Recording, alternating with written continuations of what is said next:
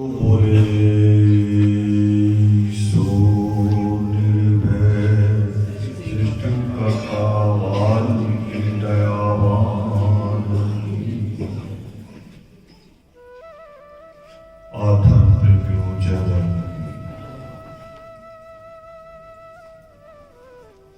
आज का हम लोगों का इस तरह इकट्ठे होना ये जीवन का एक शाश्वत सत्य है। जिस समय हमारा जन्म होता है जीवन तय नहीं होता कि जीवन कितना होगा, मगर मृत्यु तय हो जाती है कि जिसका जन्म हुआ उसने मृत्यु को प्राप्त होना है। और ये हर कोई जानता है हम में से।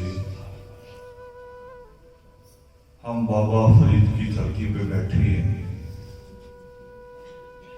जिन्होंने जीवन और ईश्वर उनके रहस्यों को बहुत करीब से देखा और उसकी रजा को, उसके हुक्म को वो जिस हाल में रखे उसको तस्लीम किया, उसको माना। हमें भी सिखाया, कहा कि वो जिस हाल में रखे उसी में खुश रहो। मगर एक विडंबना ये है, मुश्किल ये है कि उसी ईश्वर ने दिल भी दिया है। उसी ईश्वर ने जो परमेश्वर सृष्टिकर्ता वाल्मीकि दयावान पावन योग सृष्टि में लिखते हैं कि जन्म के बाद मृत्यु है और मृत्यु के बाद जन्म है, ये निश्चित है। उसी ने दिल भी दिया है और दिल सोच के दिया है। दिल ना होता अगर तो आज हम लोग उस मां के लिए, संतोष जी के लिए, हम उनके लिए आज इकट्ठा नहीं होते अगर दिल ना होता।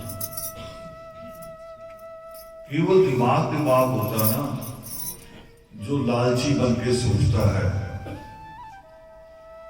अपना लाभ हानि देखता है, मगर दिल है जिसकी कोई दुखदाई बात सुन ले तो धड़कनें तेज हो जाती है। और दुख में नहीं, बच्चों से पूछो कभी, उनको पता चल जाए कि बुआ आ रही है, मामा आ रहा है, तो इनकी धड़कनें भी तेज हो जाती है, खुशी में भी। जब बेटी को पता चलता ना कि बहुत दिनों बाद मेरी मां मुझे ससुराल में मिलने आ रही है, उसकी धड़कनें भी तेज हो जाती है। ये जो दिल है जो हमें जोड़ता है रिश्तों में, ये दिल है कि आज मौसम कुछ थोड़ा अच्छा लग रहा है, धूप निकली है। इसी महीने में बहुत तेज सर्दी हुई थी, मगर माँ बाप कभी इनकार करते हैं कि तेज सर्दी है, बारिश हो रही है और मैं काम पे नहीं जाऊंगा। वो दिल के कारण जाते हैं कि दिल टिकने नहीं देता, क्योंकि जाएंगे काम पे तो बच्चों को खिलाएंगे। वो दिल है और ये दिल भी परमेश्वर ने दिया है। ये दिल दिया तो हम परिवार को बांध के रखते हैं, मां परिवार को बांध के रखती है, सबके दिलों की समझ के, और फिर रास्ता निकालती है भी कैसे घर को चलाना है। क्योंकि हमारी जो विचार है, सोच है, हाथ की लकीरों की तरह है। ये जैसे हाथ की लकीरें आपस में नहीं मिलती, हमारी सोच भी नहीं मिलती सबकी। बच्चों को पूछ लो भी शाम के खाने में क्या खाओगे, सबकी पसंद अलग है। मगर मां बीच का रास्ता चुनती है और सबको मना भी लेती है कि आज तेरी पसंद, कल दूसरे की पसंद।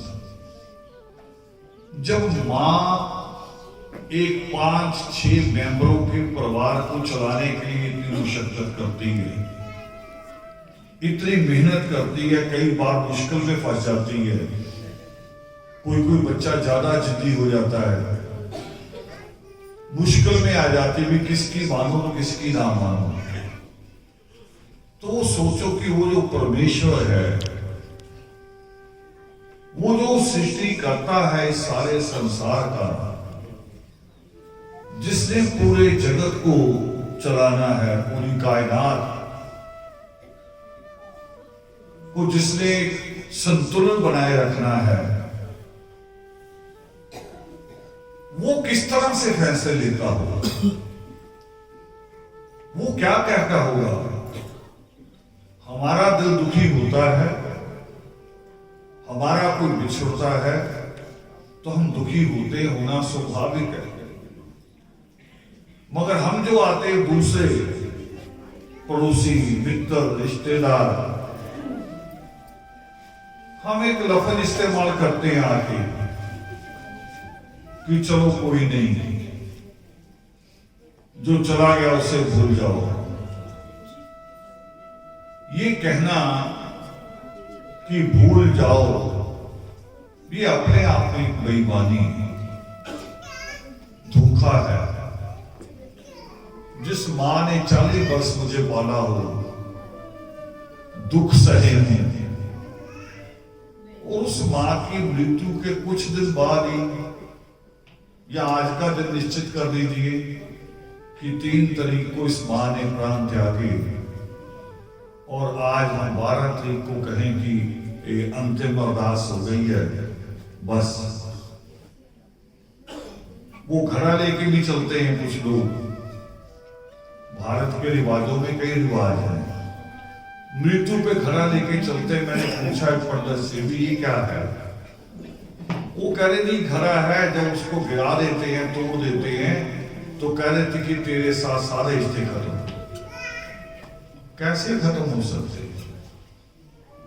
ये कहना ही बेईमानी है कि तेरे साथ रिश्ते खत्म। उसके साथ कभी रिश्ते खत्म नहीं हो सकते। जिस मां ने जन्म दिया, सबसे बड़ी बात कि हम उसका अंश हैं।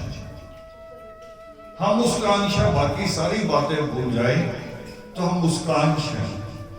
कैसे कैसे खत्म हो जाएंगे? विज्ञान भी जो बात कहता है कि दुनिया में कुछ खत्म नहीं होता, केवल रूप बदलते हैं। और इसी को मैं देखता हूं ये अध्यात्म के रूप में, जीवन और मृत्यु के साथ जोड़ के देखता हूं कि खत्म कुछ नहीं होता, खत्म नहीं होता। हां, एक मेंबर हमारे परिवार से चला जाता है, मगर कायनात का हिस्सा कहीं ना कहीं वो बना है, उसे वो हिस्सा बने रहना है।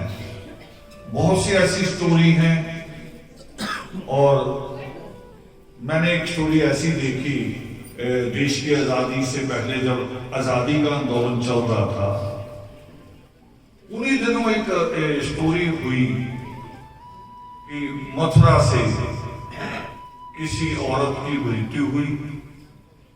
उसकी मृत्यु के कोई 1-1.5 साल बाद दिल्ली में एक बेटी का जन्म हुआ, और 3 साल वो उसने कोई बात नहीं की। 3 साल कोई बात नहीं की। ये आपके मोबाइल की रिकॉर्डिंग की तरह, इसमें रिकॉर्डिंग है तो है। अगर आपने रिकॉर्डिंग खत्म होकर दूसरी चला ली तो फिर दूसरी है, पहली नहीं है। वो 3 साल पुरानी रिकॉर्डिंग में जी रही थी, और 3 साल के होने तक उसने पूरी होश संभाल ली। और होश संभालने के बाद जब उसने सही से बोलना शुरू किया, तो उसने कहा कि आपने मेरा नाम शांति रखा है, मैं शांति नहीं। मथुरा में जो औरत जिसकी मृत्यु हुई, उसने उसका नाम लिया कि मैं वो हूं। और दिल्ली की भाषा भी नहीं बोल रही थी। 3 साल की बच्ची भाषा मथुरा की बोल रही थी, मगर माँ बाप ने ध्यान नहीं दिया। स्कूल गई, टीचरों ने ध्यान दिया। टीचरों को लगा कुछ अद्भुत है। 150 किलोमीटर दूर आज जैसा नहीं था। आज तो टीवी में सीरियल आता है, हरियाणा की भाषा बोली जाती है, अवध की भाषा बोली जाती है, आप सीख लेते हो कई लफ्ज। मैं उस समय की बात कर रहा हूं जब केवल रेडियो था और रेडियो के ऊपर 2-3 भाषाएं सिर्फ बोली जाती थी। और 150 किलोमीटर दूर तब की दूरी अमेरिका जितनी होगी शायद, तब इतनी मोटर गाड़ियां नहीं थी। और उस वक्त एक बच्ची छोटी सी बोले भाषा, तो टीचरों का उसकी तरफ ध्यान जाना स्वाभाविक था। टीचरों ने मनोवैज्ञानिक से बात की, माँ बाप को बुलाया। मनोवैज्ञानिक ने बहुत कोशिश की बच्चे को समझाने की कि तेरा भी सपना है, तेरा। वो करे कोई सपना नहीं है, वहां शिवाला है, शिवालय के सामने हमारी दुकान है कपड़े की, मेरे पति की, और फला जगह मेरा घर है। बच्चे के बर्थ के 9 दिन बाद मेरी मृत्यु हुई। और यहां तक उसने बताना शुरू किया कि एक बच्चा पहले हुआ जिस बच्चे की मृत्यु हो गई थी, और क्यों हुई थी वो औरतें बता सकती हैं। कितनी बड़ी बात जो लड़की बता रही थी। तो ये बात अखबारों में गई और चलते चलते ये इतनी बड़ी बात हो गई कि महात्मा गांधी को एक कमेटी गठित करनी पड़ी, जिसमें पॉलिटिशियन भी थे, डॉक्टर भी थे, पत्रकार भी थे, वैज्ञानिक भी थे। 15 मेंबरों की कमेटी बनाई कि इसकी जांच करो। और जांच की उस बेटी को साथ लेके गए और मथुरा में उतर के कहा भी पूरी भीड़ में से पहचानो, किसी को जानते हो? उसने जाके एक शख्स के पांव छुए। उन्होंने कहा अच्छा ये तेरा पति है? करी नहीं, पति नहीं, पति का भाई है। यानी दूर दूर की हर चीज, और घर तक लेके गई, हर चीज बताई, कौन सी चीज मैंने कहा छुपा रखी है।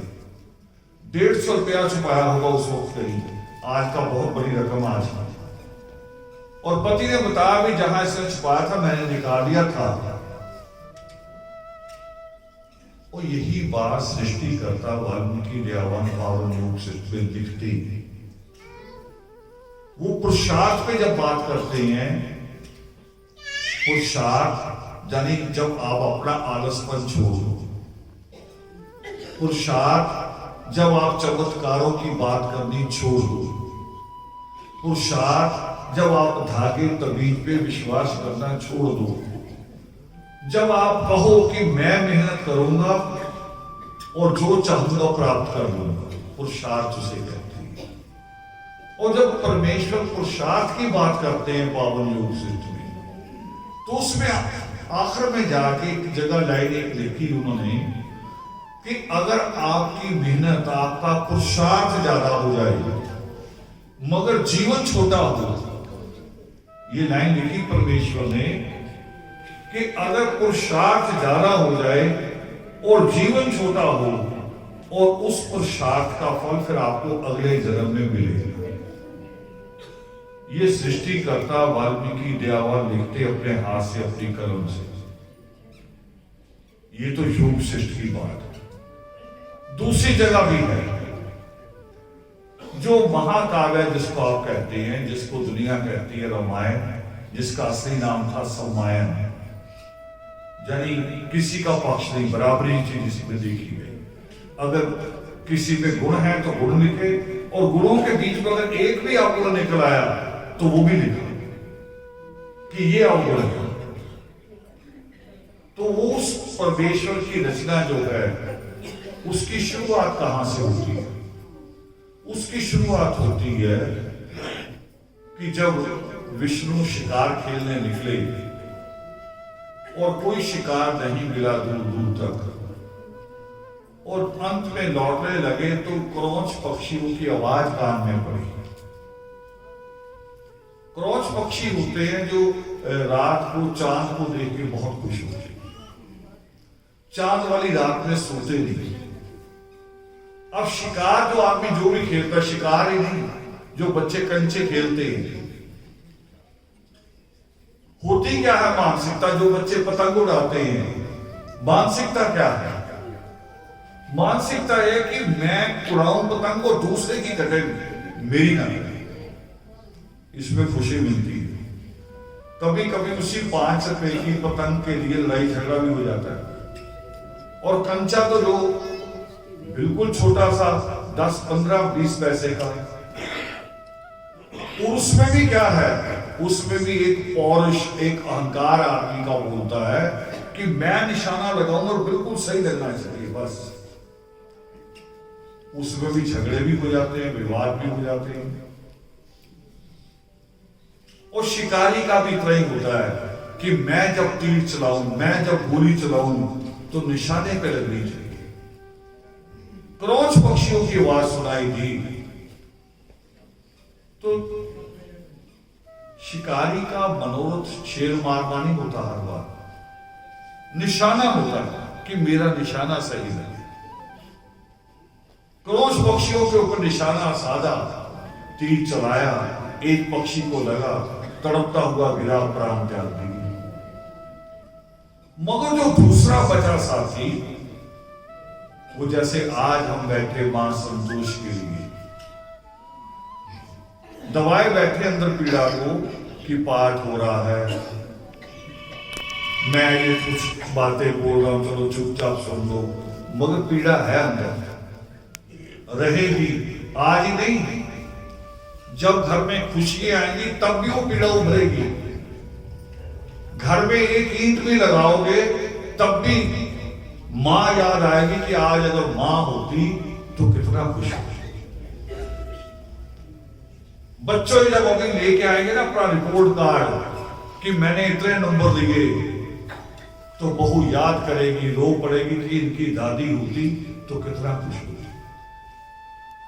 पीड़ा है अंदर, पीड़ा रहेगी। वो पक्षी भी उस जुदाई में, पीड़ा में चीखने लगा, रोने लगा, तब वहां परमेश्वर प्रकट हुए। ये सम्मान का पहला शुरुआत है, जहां परमेश्वर ने उस मरे हुए क्रोध को अपने हाथ में लिया। हिरण्यगर्भ वाल्मीकि व्योम ने अपने हाथ में लिया और विष्णु को दिखाते हुए कहा कि तुमने इसकी जान ले ली, देखो इसका साथी कैसे तड़प रहा है जुदाई में। मगर तुम्हें लगता होगा कि खाली ची ची कर रहा है। हम पशु पक्षियों की पीड़ा को कुछ नहीं समझते। पूरा भारत गाय माता करता है, मगर दांत मार के निकालता भी कौन है उसे? वो भी भारत का यही आ गया जो दूध पीता उसे। मुझे तो अजीब लगता है कि जिसको भी माता कहा भारत ने, उसकी ऐसी की तैसी कर दी। नदियों को माता कहा, नदियों को नाला बना दिया। देश को माता कहा, देश को सारे को करप्ट कर दिया।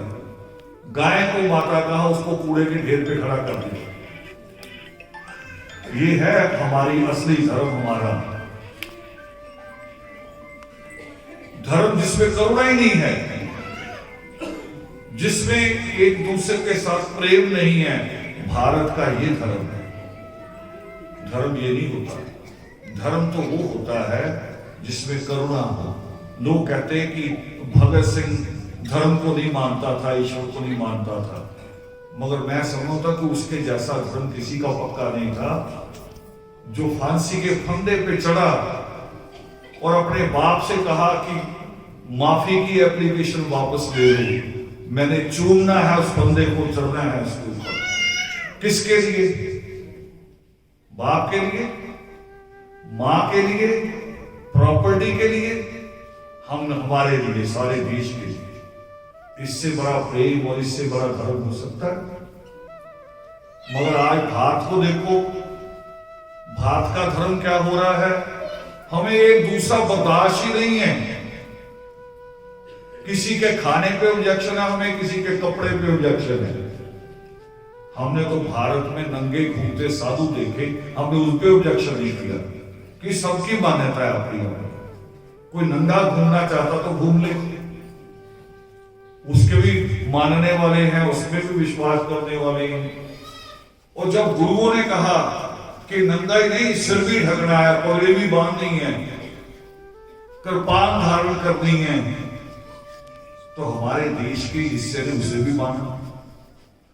और मानने का एक प्रभाव भी हुआ कि जो सोमनाथ का मंदिर कई बार लुटा था, और जब गुरु गोविंद सिंह ने दलितों के हाथ में तलवार दे दी और अंतिम बार उसका दरवाजा उतार के ले जाया जा रहा था यही पंजाब की जमीन से, तब तलवार दलितों के हाथ में थी।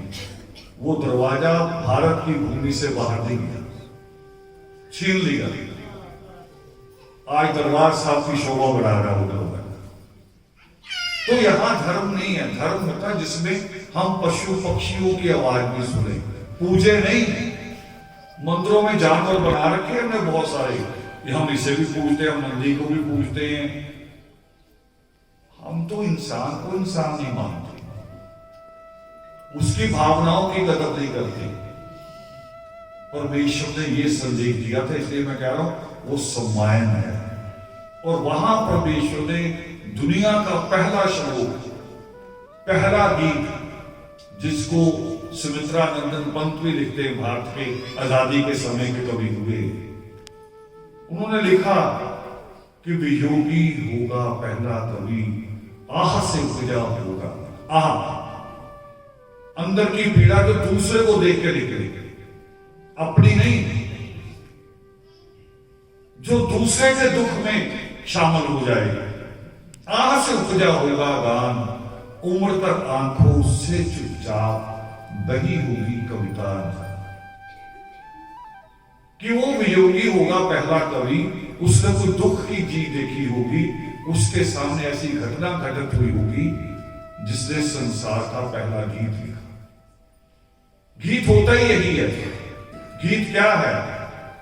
एक शायर ने कहा है कि गीत तो महज एक बहाना था, मुझको तो अपने दिल का दर्द तुम तक पहुंचाना। गीत बहाना होता बात करने, जरिया होता है, जो बात सीधे शब्दों में ना कह पाए उसको गीत में कहते।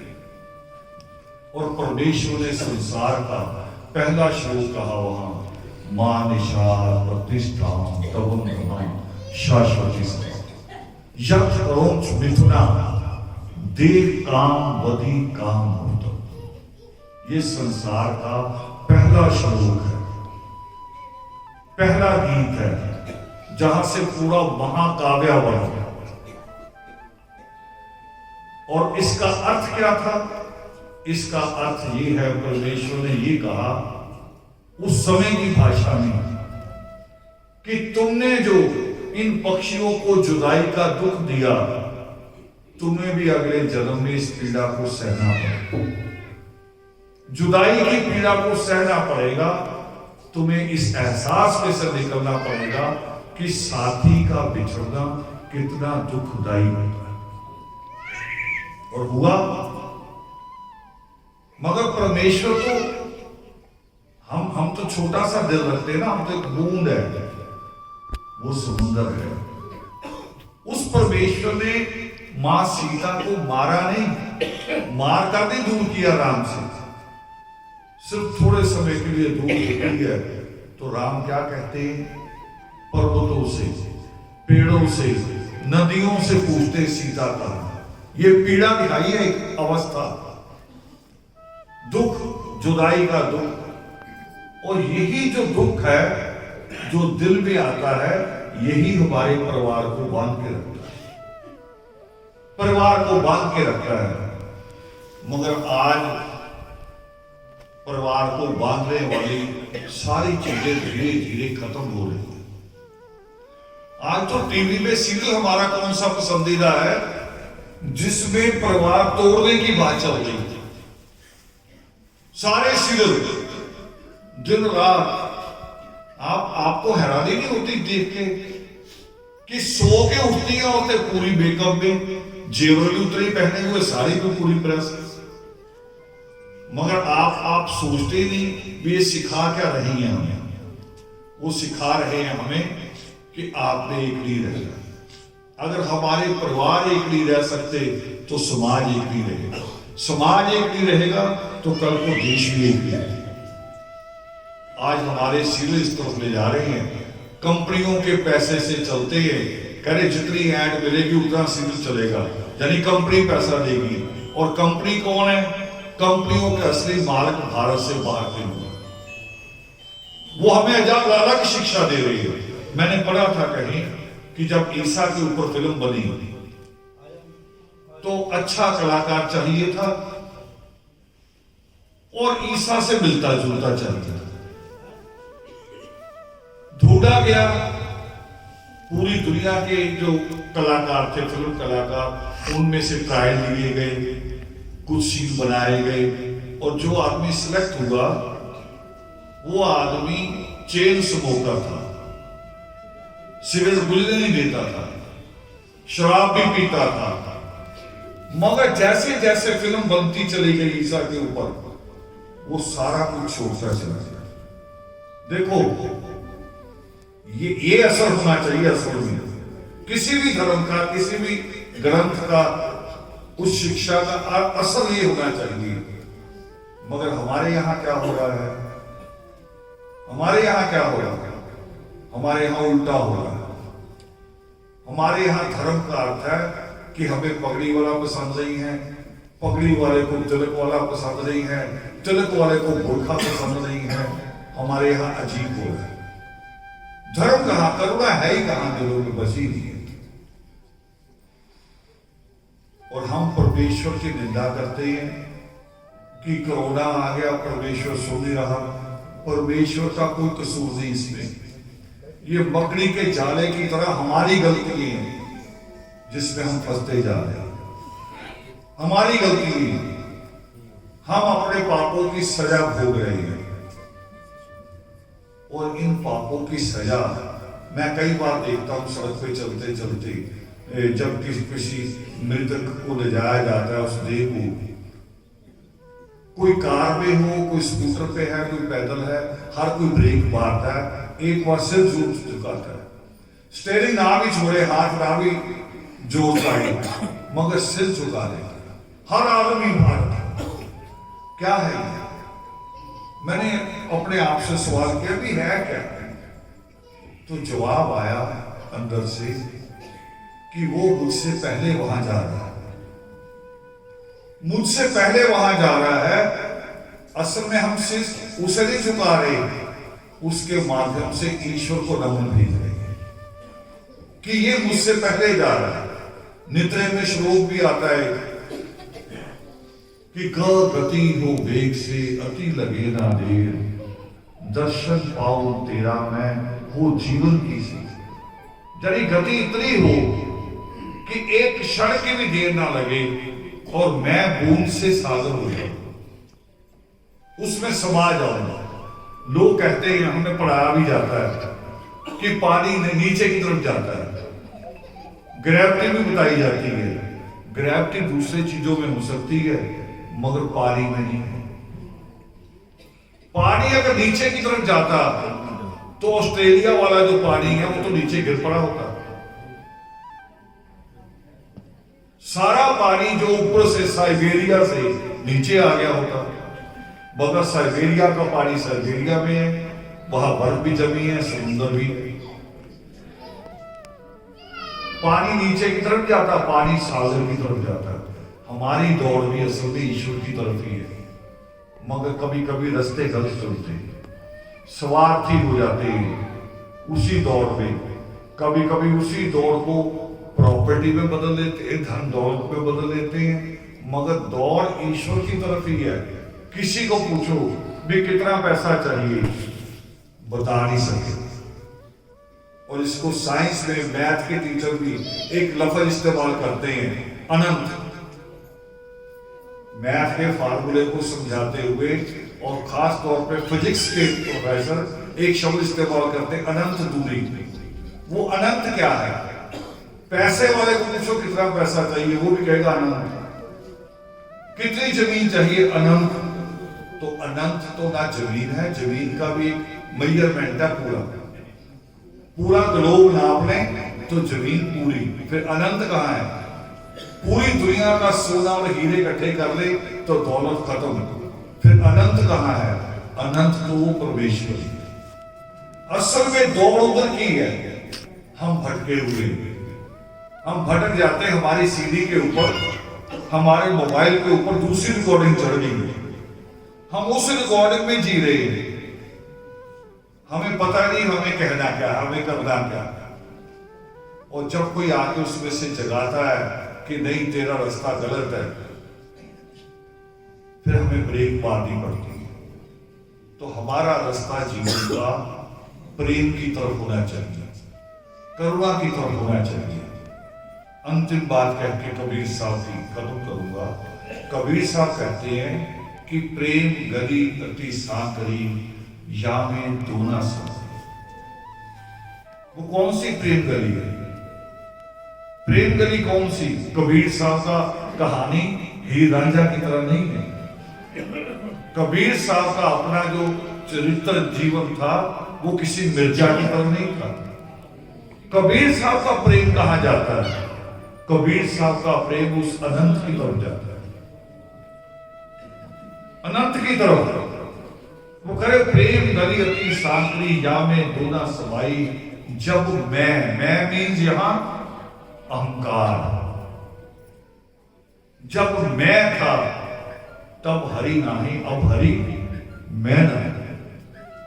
वो करे वहां अहंकार खत्म करना पड़ता है। हम ग्रंथ पढ़ के ना रट रहे हैं, कहानियों को याद कर रहे हैं, उनका मूल नहीं समझ रहे। मूल तो मैंने जैसे बात कही कि रामायण की रचना किसी को दुख देने पर हुई और उसका एहसास कराने के लिए हुई। मूल ये है, हम मूल नहीं ले रहे, हम कहानी पूरी रख लेना चाहते हैं। उसमें भी कबीर साहब बोलेंगे, वो करे पोथी पढ़ जग हुआ, पंडित भया ना कोई, ढाई आकर प्रेम के पढ़े सो पंडित। ऊपर पोथी पढ़े जा रहे, ग्रंथ पढ़े जा रहे, मत्था टेके जा रहे हैं। पूरे ग्रंथ को, कभी कभी तो पहाड़ जितनी बड़ी मूर्ति को मत्था टेकते हैं, मगर पीछे खड़े इतने से इंसान को बुरे तरीके से देखते, करे वो ये कहां माथे लग गया। अगर वो तेरे लिए बुरा है तो उसके लिए तू बुरा है। जो मुझे बुरा लगता है इसका मतलब उसका बुरा मैं। सोच ही नहीं लगे, लेकिन मत्था टेकते हुए भी हम करुणा में नहीं है, प्रेम में नहीं है, अध्यात्म में नहीं है, समर्पण में नहीं है। हम मत्था टेकते हुए भी अहंकार में है, जातिवाद में है, क्षेत्रवाद में है, भाषावाद में है। इससे मुक्ति नहीं हो रही। कह रहे जानवर पूजे जाते हैं। मैंने गाना सुना था फिल्म का, मेरा देश पूर्व पश्चिम फिल्म का गाना था कि यहाँ तो इंसान तो क्या पत्थर भी पूजे जाते। मुझे लगता है पत्थर ही पूजे जाते, इंसान तो पूजे नहीं। इंसान को तो इंसान माना नहीं जाता। हमारा देश तो इंसानों को कोरोना के समय में कई हजार किलोमीटर पैदल चला दिया। और गमछा पहनने वाली सरकारें, तिलक लगाने वाली सरकारें, भगवा पहनने वाला मुख्यमंत्री, किसी को तरस नहीं आया। लोग पैदल, गर्भवती औरत पैदल चली जा रही है, एक बेटी साइकिल में बाप को लेके जा रही है। हमें तरस नहीं आता तो हमारा धर्म कहां है? धर्म है ही नहीं हमारे पास। और उसमें तो कहीं वो जाति भेद नहीं होना चाहिए था, मगर किया हमने। तो आखिरी दमन जब हम करते हैं उस परमेश्वर को, तो एक बात याद रख लीजिए कि मैं अपनी बुराइयां आपसे छुपा सकता हूं, आपसे झूठ बोल, मां से भी, मां को भी मना लूंगा झूठ बोल बोल के कि मुझ में कोई कमी नहीं, पत्नी को भी मना लूंगा, मगर परमेश्वर के आगे तो नहीं बोल सकता। वहां तो अच्छाई और बुराई बराबर जाती है, बराबर जाती है। और तो फिर जीवन में होगा क्या? देह तो खत्म होनी है, पीछे क्या बचता है जिसको याद करके लोग रोएंगे? वो होती अच्छाइयां, हमारे किए हुए काम। अगर अच्छे किए होंगे तो लोग अच्छा याद करेंगे, बुरे होंगे तो बुरा याद करेंगे। तो ये है जीवन का पूरे का एक सार, जिस जीवन को हमें कैसे जीना चाहिए। और ये समय याद करवाता असल में आगे। हम रोज नहीं मृत्यु को याद करते, जब कभी ये घटना घटित हो जाती है फिर दोबारा याद हो जाती है, मगर यहां से उठते बाहर जाके फिर भूलते, फिर उसी कामों में लगते, ऊल जरूर कामों में, सोचते ही नहीं कि एक दिन वही जाना है, मिट्टी हो जाना है। तो मैं ये फालतू की जो बेईमानी हैं, चाहे अपने लिए कर रहा हूं चाहे बच्चों के लिए, ये क्यों कर रहा हूं। तो मां संतोष को याद करते हुए हम इस परमेश्वर के चरणों में प्रार्थना करेंगे कि जो परिवार, मैं ये नहीं कहूंगा कि ये दुख भूल जाएंगे, ये दुख कब हो जाएगा। हाँ, दुख सहने की ताकत परमेश्वर की, क्योंकि संसार जो चला गया, बाकी जीवन चलता रहेगा। जन्म और मृत्यु हमें नहीं दिया ईश्वर ने हमारे हाथ में, मगर जीवन हमारे हाथ में। तो हमें जीवन जीना है, और जीवन को कैसे जीना है, उसमें उस मां की इच्छाएं भी होती हैं, उसके सपने भी होते हैं, और हमारा पुरुषार्थ होता है। जीवन ऐसे जिया जाता है। तो यही प्रार्थना करते हुए इस परमेश्वर से कि इस परिवार को, इस परिवार के बच्चों को, उन बेटियों को भी जो दूसरे घरों में चले गई हैं, ससुराल में चले गई हैं, वो भले ससुराल में और मां की याद उनको बहुत सताएगी। बच्चे स्कूल जाएंगे, रिजल्ट आएंगे, उनको भी दादी बहुत याद आएगी। इन सबको, इस दुख को सहने की परमेश्वर ताकत दे, हिम्मत दे, और जो मां संतोष के सपने थे उनको ये साकार कर सके। इसी प्रार्थना के साथ आप सबके बीच में विराजमान आदि अनादि परमेश्वर को सादर नमन। जय जय।